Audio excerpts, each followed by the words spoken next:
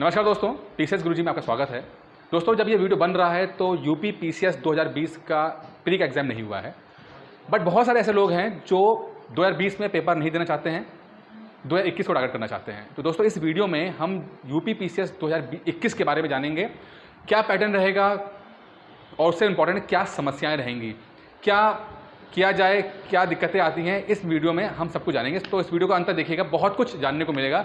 ये सभी तरह के सवाल जो आपके दिमाग में आते हैं सिविल सर्विसेज को लेकर, वो सबका समाधान इस वीडियो में आपको मिल जाएगा।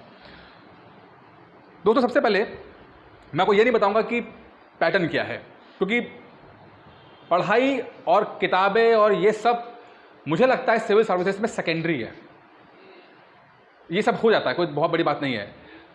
सिविल सर्विसेज का जो एग्ज़ाम है वो नॉलेज के एग्ज़ाम से ज़्यादा आपके पेशेंस का एग्ज़ाम है, आपके धैर्य का, आपके मेंटल एबिलिटी का एग्ज़ाम है। सबसे ज़्यादा चैलेंज आपको किताबों में नहीं मिलेगा। ऐसा नहीं कि कुछ चीज़ आप पढ़ना जाएंगे और आपको समझ में नहीं आएगा। ऐसा बहुत कम समय चीज़ें होती हैं जब आप पढ़ेंगे और समझ में ना आए। थोड़ा भी मेहनत करेंगे, चीज़ें समझ में आ जाती हैं, बट बहुत बार आपको कुछ ऐसी चीज़ों का सामना करना पड़ेगा जो सचमुच आपको परेशान कर सकती हैं। तो सबसे पहले आज हम 5 ये अफवाहें जो हैं, 5 से ज़्यादा बल्कि अफवाह होंगी, उन अफवाह के बारे में जानेंगे जो आप जब तैयारी स्टार्ट करोगे तो आपको हमेशा सुनने को मिलेंगी। और उस चीज़ को समझना और उस चीज़ से लड़ना बहुत ज़रूरी है। अगर सिविल सर्विसेज में आपको कुछ अच्छा करना है और सिविल सर्वेंट बनना है, तो आपको ये जो मेंटल ब्लॉकेज है इसको दूर करना होगा। कुछ चीज़ें ऐसी होती हैं जो आपके इर्द गिर्द घूमने को मिल जाती है। जैसे कि कुछ लोग ये बोलेंगे, जब आप तैयारी करना शुरू करोगे तो ये बोलेंगे कि भाई जो सबसे इंटेलिजेंट बच्चा होता है वही पीसीएस बनता है या आईएएस बनता है। दोस्तों, मैं कभी इस बात को नहीं मानता। सिविल सर्विसेज का एग्ज़ाम इंटेलिजेंसी का एग्ज़ाम नहीं है। सिविल सर्विसेज का एग्ज़ाम है आपके पेशेंस का, धैर्य का, और किस तरह से आप मुश्किल चीज़ों को हैंडल कर पाते हो, किस चीज़ों में आप अगर आपको प्रॉब्लम आ रही है तो सोल्यूशन कैसे आप कर पाएंगे, इस चीज़ का एग्ज़ाम है। आज से 10-15 साल पहले की बात है। अब तो थोड़ा सा माहौल ऐसा हो गया है दोस्तों कि आपको बोर्ड में नंबर बहुत सारे मिल जाते हैं, तो सबके पास 80-90% नंबर आते हैं। लेकिन ये उस समय के वक्त की बात है जब नंबर कम मिला करते थे। यूपी बोर्ड में तो और कम मिलते थे, सीबीएसई बोर्ड में थोड़ा ठीक नंबर मिलते थे। आज से लगभग 15-20 साल पहले जब मैं किसी मैगजीन को देखता था और किसी इसमें टॉपर का इंटरव्यू देखते थे, सबसे पहले मेरा ध्यान जाता था कि उसके नंबर कितने हैं। उस समय काफ़ी यंग एज, मेरी भी काफ़ी छोटा था मैं। बहुत कम मैंने ऐसे सिविल सर्वेंट देखे हैं जो सेलेक्ट हुए जिनके परसेंटेज बोर्ड में 10th-12th बोर्ड में 80% 70% हो। अमूमन मैंने देखा कि 50-60% वाले लोग ही टॉपर बन रहे हैं। तो जो ये इंटेलिजेंसी है और ख़ासकर ये एटीट्यूड की नंबरों को, बोर्ड के नंबरों को देखकर इंटेलिजेंसी का पता लगाना, ये एक गलत तरीका है। कई बार ऐसा होता है कि बहुत कम नंबर जिनके बोर्ड में आए होते हैं वो लोग टॉप करते हैं। अभी मैंने पिछले दिनों एक आईएएस अफसर हैं, उनका इंटरव्यू देखा था, तो वो 12th में फेल हो गए थे और उसके बाद उन्होंने आईएएस में टॉप किया उन्होंने। तो दोस्तों, इंटेलिजेंसी मैटर नहीं करती है, मैटर करता है कि आपका एटीट्यूड, आपका डिसिप्लिन, आपका धैर्य और कब तक आप इस चीज़ से लड़ सकते हैं, कितना पेशेंस आपके अंदर है। तो बस हिम्मत रखिएगा, सफलता मिल जाएगी।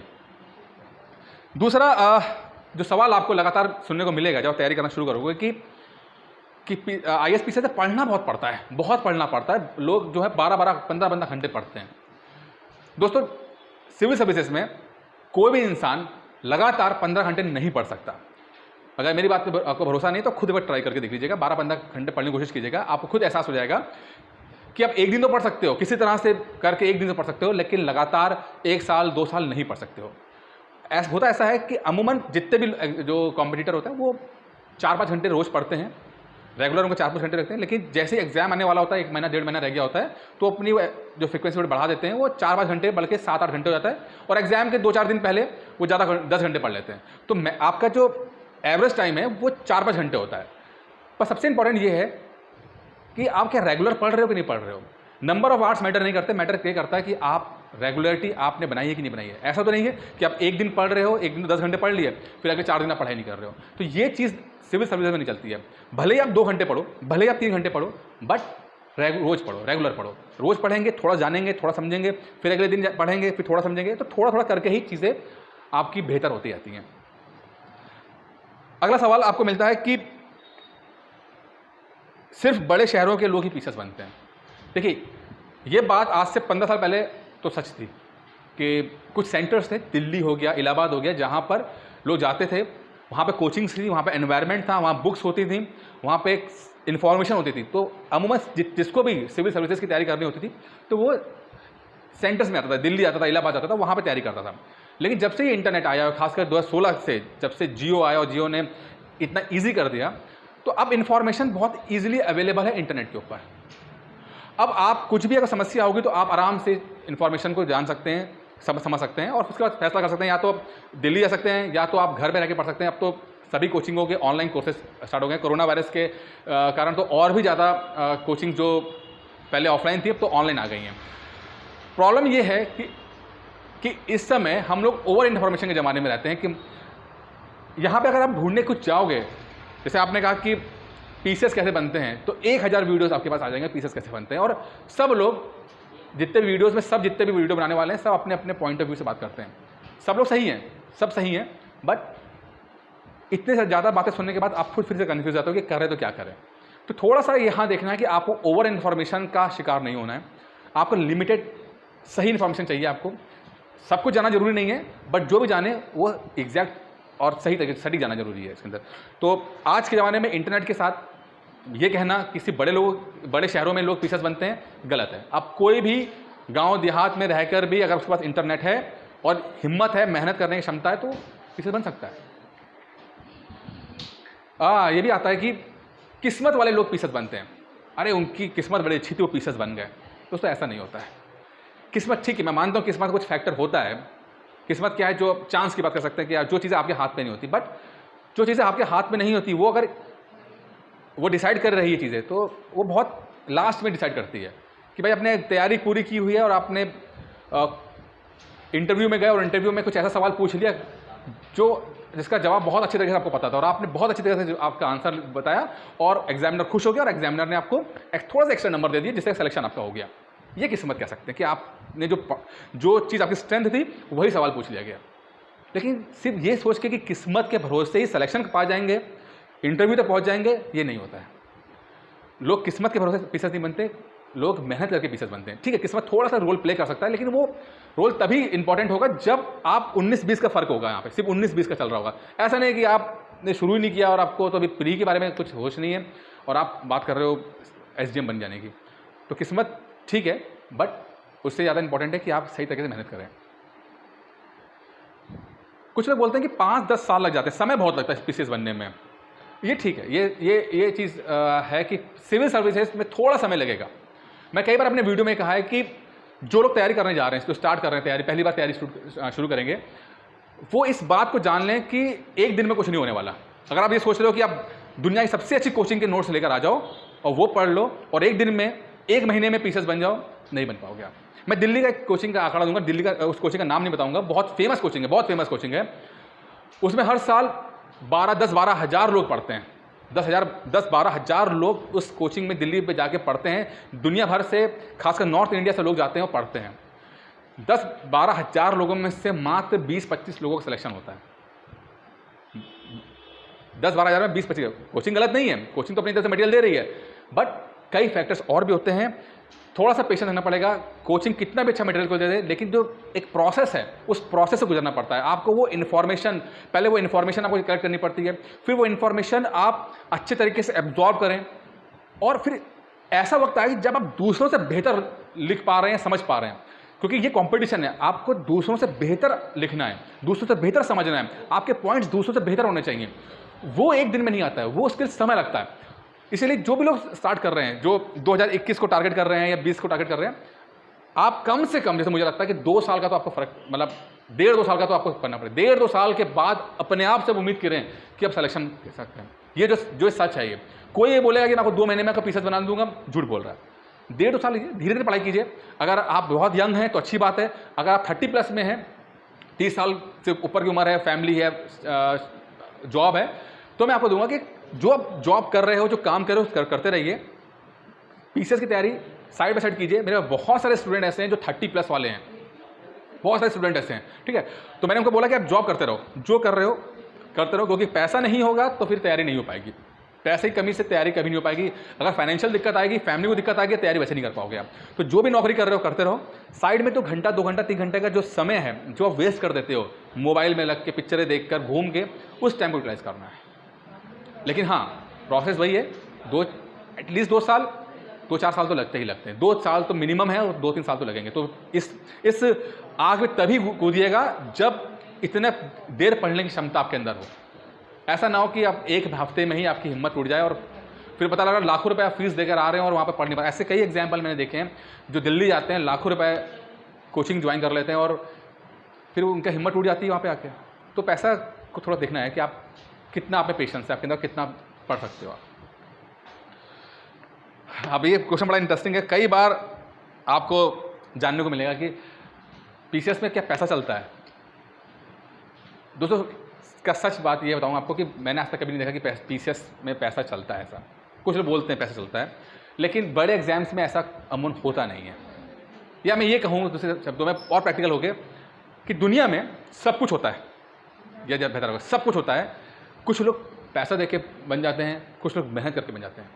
मैंने कई लोगों को जानता हूँ जो ये क्लेम करते हैं, मेरे सामने तो कभी नहीं हुआ, लेकिन क्लेम करते हैं कि फला आदमी ने पैसा दे के पीसीएस बना। लेकिन मैंने उनको भी देखा है जो जिनके पास कुछ नहीं है, वो अपनी मेहनत के दम पे बने हैं। तो आप क्या कर सकते हो? आप क्या पैसा दे सकते हो? पैसा देने से भी इंपॉर्टेंट है, किसको दोगे? क्या सर्कल ऐसा है क्या? और क्या गारंटी है? अब एक जानता हूँ किसी को, उन्होंने 20 लाख रुपए दे दिए किसी को, मैं नाम नहीं लूँगा किसी का, लेकिन ये चीज़ बहुत गलत, ये कभी में नहीं फंसेंगे। जब भी आप तैयारी करना शुरू करोगे, तैयारी जब करोगे आप, ऐसे लोग आपके पास आएंगे, आपको ऐसे लोगों से बचना है। नहीं, ऐसे कभी मत कीजिए। अपनी मेहनत पर भरोसा रखिए और सही ट्रैक पे रखिए। देर सवेर हो सकती है पर अंधेर नहीं है, एक ना एक दिन जरूर सफल आप हो जाएंगे। तो पैसा नहीं देना है आपको, उस पैसे से आप जूस पी के और अच्छा खाना खा के तंदुरुस्त रह के आप पढ़ाई कर सकते हो, ज़्यादा बेहतर रहेगा। ठीक है, तो इस मामले में कोई कुछ कहे आप मत मानिएगा, अपनी मेहनत पर भरोसा रखिएगा। कोई ये कहे कि यार पैसा दे के ही बनते हैं, तो गलत कह रहा है वो, उसे पता नहीं है। ठीक है, और वैसे भी आपको एक ही सीट चाहिए ना, क्या क्या दिक्कत है? कोई कुछ भी करे, आपको क्या मतलब, आप तो मेहनत कीजिए। पीसीएस की तैयारी कब शुरू करनी चाहिए? जितनी जल्दी हो जाए। और ये मैं उनके लिए भी कह रहा हूँ जो अभी 18 साल के हैं, 20 साल के हैं। ठीक है, जितनी जल्दी तैयारी करना शुरू कर देंगे उतना बेहतर रहेगा। इससे कई कारण हैं। पहला कारण, अगर आप जल्दी स्टार्ट करते हो तो आपके पास प्रेशर कम आता है। जैसे मान लो आपकी एज 20 साल की एज है, ठीक है, ग्रेजुएशन कर रहे हैं और तैयारी करना चाहते हैं। अभी 20 साल की एज है, अभी क्या आप माता पिता बड़े प्यार से रख रहे हैं, सारे खर्चे उठा रहे हैं, कोई प्रेशर नहीं है, जॉब करने का प्रेशर नहीं है, शादी भी हुई नहीं है, तब क्या होगा? तब आप पढ़ाई पे ध्यान दे पाओगे। अगर 1-2 साल असफल भी हो गए तब भी आप दे सकते हो, पढ़ाई पे ध्यान दे दोगे। ठीक है, तो ये, लेकिन मान लो आपकी एज 25 साल की हो जाती है, 25 साल की हो गई है, अब घर वाले बोल रहे हैं कि देखो तुमने इंजीनियरिंग कर ली है, तुमने ग्रेजुएशन कर लिया, अब नौकरी करो। अब आप नौकरी की तरफ जा रहे हैं तो वहाँ पर लाइफ थोड़ा सा डिस्टर्ब हो जाती है, थोड़ा सा समस्या आती है। तो इस चीज़ का ध्यान रखिएगा कि जितनी जल्दी हो सके तैयारी स्टार्ट कीजिए। जितना समय आपके पास रहेगा उतना बेहतर रहेगा। ये मत सोचिए कि मैं ये कर लूँगा तब बन जाऊँगा, तब मैं करूँगा, या वो कर लूँगा तब मैं बन जाऊँगा। उससे दिक्कत आती है, क्योंकि जैसे जैसे आपकी उम्र बढ़ेगी रिस्पॉन्सिबिलिटीज़ बढ़ेंगी। रिस्पॉन्सिबिलिटीज़ कभी नहीं घटती हैं, आपको समय निकालना है। अगर आप 30 में चल रहे हो तो अगर समय निकालना है, आपको निकालना पड़ेगा। आप जो कर रहे हो, आप नौकरी छोड़ नहीं पाओगे, फैमिली छोड़ नहीं पाओगे, लेकिन पीसीएस बनना है, एसडीएम बनना है, तो भैया सैक्रिफाइस तो करना पड़ेगा, थोड़ा समय निकालना पड़ेगा और फिर धीरे धीरे करके निकालिएगा, उसमें से हो जाता है, ऐसी कोई दिक्कत नहीं है। थोड़ा लॉन्ग टर्म प्लान लेके चलिएगा इसमें। कुछ लोग ये कहते हैं कि उनको इंग्लिश नहीं आती है। इंग्लिश नहीं आती है तो क्या पीसीएस बन सकते हैं? बिल्कुल बन सकते हैं। पीसीएस में अभी भी 70-80% से ज़्यादा लोग पीसीएस में हिंदी में लिखते हैं, हिंदी में कंटेंट है। ठीक है, इंग्लिश के कुछ एडवांटेजेस हैं। जैसे पहला एडवांटेज ये है कि बहुत सारी करंट अफेयर्स को लेकर किताबें बहुत सारी जो हैं वो इंग्लिश में अवेलेबल है। न्यूज़पेपर, अच्छी जो न्यूज़पेपर होते हैं वो इंग्लिश में आते हैं, बट हिंदी में अगर आपके पास लैंग्वेज की कमांड है तो हिंदी से भी आप पीसीएस बन सकते हो, कोई दिक्कत नहीं है। थोड़ा सा इन्फॉर्मेशन या मटेरियल की 19-20 में दिक्कतें आती हैं, बट अगर आपको अपनी लैंग्वेज में पकड़ है, अगर आप कंफर्टेबल हो, तो मैं कहूँगा कि फिर आप इंग्लिश की तरफ ही जाओ, हिंदी की तरफ जाओ, इंग्लिश की तरफ कोई दिक्कत नहीं। हाँ, इंग्लिश अगर आती है तो इंग्लिश में पेपर दे सकते हैं, कोई दिक्कत नहीं, उसके एडवांटेजेस हैं। लेकिन ऐसा नहीं है कि हिंदी में कोई बनता नहीं है, बनते हैं पीसीएस। यूपी पीसीएस में तो बहुत सारे लोग बनते हैं पीसीएस हिंदी से। ठीक है, सवाल ये पूछते हैं सेल्फ स्टडी करें या कोचिंग करें। दोस्तों, इसका जवाब डिपेंड इस बात पे करता है कि आपका बैकग्राउंड क्या है। बैकग्राउंड का मतलब है, अगर आपके घर में कोई ऐसा शख्स है, इंसान है जिसने कभी तैयारी की है IAS की, PCS की, आपके पापा, मम्मी, भाई, बहन, चाचा का लड़का, मामा का लड़का, दोस्त यार, ऐसा कोई है जिसने सिविल की तैयारी की है, तब तो मैं कहूँगा कि आप उनकी गाइडेंस लीजिए और वो अगर सही तरह से हेल्प कर देंगे तो आप बस उनको फॉलो कीजिए, आपका हो जाएगा। कुछ करने की जरूरत नहीं है, वो आपको किताबें बता सकते हैं, वो आपको बुक्स बता देंगे, आपको वो पैटर्न बता देंगे, तरीका बता देंगे, आपकी हेल्प कर देंगे। ठीक है, अगर कोई आपके पास ऐसे फ्रेंड सर्कल में, आपके सर्कल में है ऐसा तो। अगर इन केस कोई नहीं है तब तो मैं आपको रेकमेंड करूँगा कि भैया अगर कुछ नहीं पता आपको तो फिर किसी ना किसी को गाइडेंस में जाइए, किसी के पास एक अपना मेंटर बनाइए। इसका फ़ायदा ये होता है कि अब टाइम वेस्ट नहीं होता है। पैसा तो चलो आप कमा लोगे, कभी अभी आपने दिया, लेकिन जो टाइम बर्बाद हो जाता है वो नहीं होगा। अब पता लग रहा है कि आपको ये नहीं पता कि PCS का पैटर्न क्या है और उसके लिए आपने यूट्यूब पे सर्च करना शुरू किया। यूट्यूब में आप सर्च कर रहे हैं, क्या पता कोई कुछ और बोल रहा है, कोई कुछ और बोल रहा है, तो इसमें समय बहुत बर्बाद होता है। कोई किसी ने कहा आंसर कैसे लिखें, अच्छा आंसर कैसे लिखें, ठीक है। अब उसके लिए आप यूट्यूब पे जा रहे हैं, यूट्यूब पर 50 वीडियोस पड़े हुए हैं और वो फिर वहाँ पर आपको अपनी अपनी राय दे रहे हैं, तो वहाँ पर कंफ्यूज हो रहे हैं आप, वहाँ समय बर्बाद हो रहा है, एनर्जी बर्बाद हो रही है। तो एनर्जी, टाइम लिमिटेड है, इसकी वैल्यू ज़्यादा करनी है। कोई गाइडेंस देने वाला नहीं है आपके सर्कल में तो किसी ना किसी का हाथ थाम लो, कम से कम 1 साल के लिए हाथ थाम लो कि आपको जितने भी जो चीज़ें होती हैं वो सब आपको पता लग जाए, आपको सारी इन्फॉर्मेशन आपके पास हो और आप बेहतर तरीके से तैयारी कर सको। लेकिन अगर कोई घर में कोई है तो फिर उसको फॉलो कीजिए, कोई दिक्कत नहीं है, कोई पैसा खर्चा करने की जरूरत नहीं है फिर आपको। कितने घंटे पढ़ाइए तो मैंने बताई दी आपको कि 2 घंटे एक रेगुलरिटी मेंटेन कीजिए और वहाँ से आपको लेके चलेंगे। मैटर आवर्स कितने घंटे पढ़ते हैं ये मैटर नहीं करता, मैटर ये करता है कि आप रेगुलर पढ़ते हैं कि नहीं पढ़ते हैं। कोशिश करें रेगुलर होने की। अगर पढ़ाई बिल्कुल नहीं शुरू कर रहे हैं तो फिर 1 घंटे से पढ़ना शुरू कीजिए, आधे घंटे से पढ़ना शुरू कीजिए और धीरे धीरे आधे घंटे को 1 घंटा कीजिए, एक को डेढ़ को 2 घंटा, अपने आप हो जाएगा। रेगुलर होने की कोशिश कीजिए, रेगुलरिटी मेंटेन करेंगे तो नंबर ऑफ आवर्स बढ़ जाएंगे। ठीक है। क्या दूसरे राज्यों के लोग जो PCS दे सकते हैं? बिल्कुल दे सकते हैं। अगर आप यूपी के हैं और आप चाहते हो उत्तराखंड का PCS देना, आप दे सकते हो। अगर आप यूपी के हैं चाहते हैं बिहार का PCS देना, आप दे सकते हो, कोई दिक्कत नहीं। बिहार वाले भी यूपी का दे सकते हैं। बस एक कंडीशन ये होती है, अगर आप किसी राज्य में रिजर्वेशन पाते हैं, जैसे कि मान लीजिए आप SC ST OBC ऐसे रिजर्वेशन आपके मिलते हैं, जैसे आप यूपी का कोई अगर SC ST OBC है तो वो अगर उत्तराखंड का पेपर देगा तो उसको रिजर्वेशन नहीं मिलेगा। वो जनरल कैटेगरी में जो होता है वो नॉन रिजर्व सीट्स पे ही आप कॉम्पिटिशन पे लड़ सकता है। यही हालत वो बाकी लोग जो यूपी में आएंगे तो उनके साथ भी है। स्पेसिफिक जो जिस राज्य का है बंदा उसको रिजर्वेशन उसी राज्य में मिलेगा, दूसरे राज्य में पेपर दे सकता है बट रिजर्वेशन नहीं मिलेगा उसको। अब हम बात करते हैं पैटर्न की। काफ़ी बातें हो गई, पैटर्न क्या है? देखिए 3 पैटर्न है, 3 स्टेजेस हैं PCS तैयार करने की। पहले प्री, मेंस, इंटरव्यू। ठीक है। अब प्री में क्या होता है? प्री में 2 पेपर आते हैं। पेपर 1 GS कहलाता है। GS का मतलब होता है current affairs, science, environment, history, geography, polity, लगभग सब कुछ 7-8 चीज़ें होती हैं, सबको इसमें कवर होता है। 150 क्वेश्चन पूछे जाएंगे, 150 क्वेश्चन पूछे जाते हैं, 200 नंबर का पेपर होता है। मेरिट इसी पेपर से बनती है, इसी पेपर से मेरिट बनेगी आपको। ठीक है। तो इस पेपर में 150 में क्वेश्चन अगर राइट किए तो कम इफेक्टिवली आपको 100 क्वेश्चन आसपास राइट करना पड़ता है, प्री में निकल जाता है, आपको क्वालिफाई कर जाता है। ठीक है। फिर सेकंड शिफ्ट में अगर पेपर 2 होता है, पेपर 2 को कहते हैं CSAT।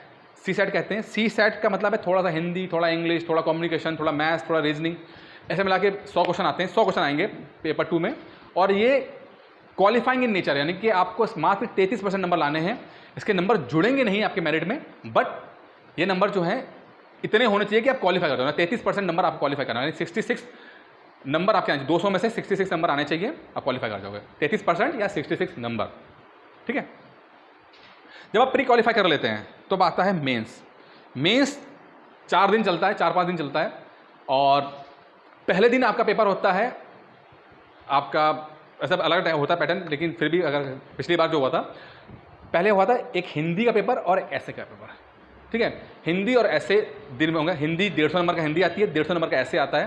ठीक है। तो पहले दिन आप हिंदी और ऐसे 2 पेपर देंगे, 3-3 घंटे का पेपर होता है। उसके बाद अगले दिन आपका GS1 GS2 होता है।